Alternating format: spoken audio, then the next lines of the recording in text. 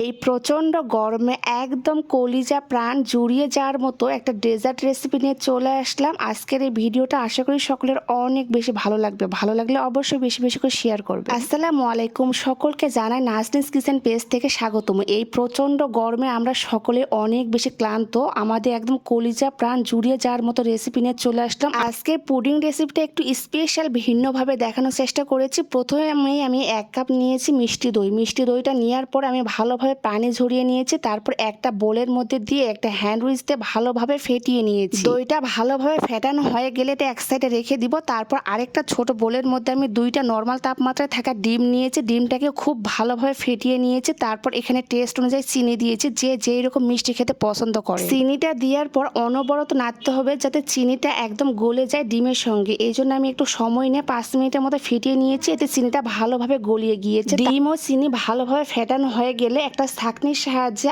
আগে থেকে যেই আমি মিষ্টি দইটা ফেটিয়ে রেখেছিলাম ওই বোলের মধ্যে ছাঁকনিতে ছেঁকে নিব ডিম ও চিনিটা। এ পর্যায়ে আগে থেকে গরুর তরল দুধ আমি একদমই জাল দিয়ে ঘন করে কুসুম গরম অবস্থায় এখানে অ্যাড করে দিব। ওই ছাঁকনি দিয়ে ছেঁকে দিয়েছি দুধটা যাতে কোনো প্রকারের লাঞ্চ না থাকে। এই পর্যায়ে সবগুলো উপকরণ এই বোলের মধ্যে একটা হ্যান্ড উইচের সঙ্গে খুব সাবধানে আমি ভালোভাবে মিক্সড করে নিব। ভালোভাবে মিক্সড করার পর এটা এক সাইডে রেখে দিয়ে চলে গেলাম পরবর্তী স্টেপে। যে পাত্রে আমি পুডিংটা সেট করব ওই পাত্রে আমি লাল চিনি দিয়েছি পরিমাণ মতো। তারপর এখানে সামান্য 2 টেবিল চামচ দিয়ে দিলাম সাদা পানি। দেওয়ার পর আমি চুলার উপর বসে দিয়ে এখানে ক্যারামেল তৈরি করে নিব। ক্যারামেলের কালারটা সুন্দরভাবে আসার পর এটা আমি এক সাইডে রেখে দিব। ক্যারামেলটা ভালোভাবে সেট হওয়ার পর আগে থেকে যে দুধ, ডিম ও মিষ্টি দই ফেটিয়ে রেখেছিলাম সেই ব্যাটারটা এখানে দিয়ে দিব। দেওয়ার পর 4 সাইডে ভালোভাবে ঝাঁকিয়ে দিব যাতে কোনো প্রকারের লাঞ্চ না থাকে। এই পর্যায়ে চুলার উপরে একটা বড় ননস্টিক প্যান বসাই দিয়েছি আর পরিমাণ মতো পানি দিয়ে ভালোভাবে ফুটিয়ে নিয়েছি। আর এখানে একটা বড় সাইজের স্ট্যান্ড দিয়েছি যাতে কোনো প্রকারের হাতে তাপ না লাগে। তারপর ভালোভাবে পানিটা ফুটিয়ে আসলে এখানে আগে থেকে পুডিং এর যে বাটিটা আমি সেট করে রেখেছিলাম সেই পুডিং এর বাটিটা খুব সাবধানে এই গরম পানির মধ্যে স্ট্যান্ডের উপরে বসাই দিয়ে ঢাকনা দিয়ে ঢেকে দিব মোটামুটি 25 থেকে 30 মিনিটের মতো। পুডিংটা এদিকে হয়ে যাক আর এই ফাঁকে আমি বলে নেই কে কোথা থেকে আমার ফুল ভিডিওটা দেখতেছেন অবশ্যই কমেন্টে জানাবেন। যদি আমার ভিডিওটা কারো উপকারে আসে তাহলে অবশ্যই বেশি বেশি করে শেয়ার করে পেজের পাশেই থাকবেন। আপনাদের এক একটা সাপোর্ট আমাকে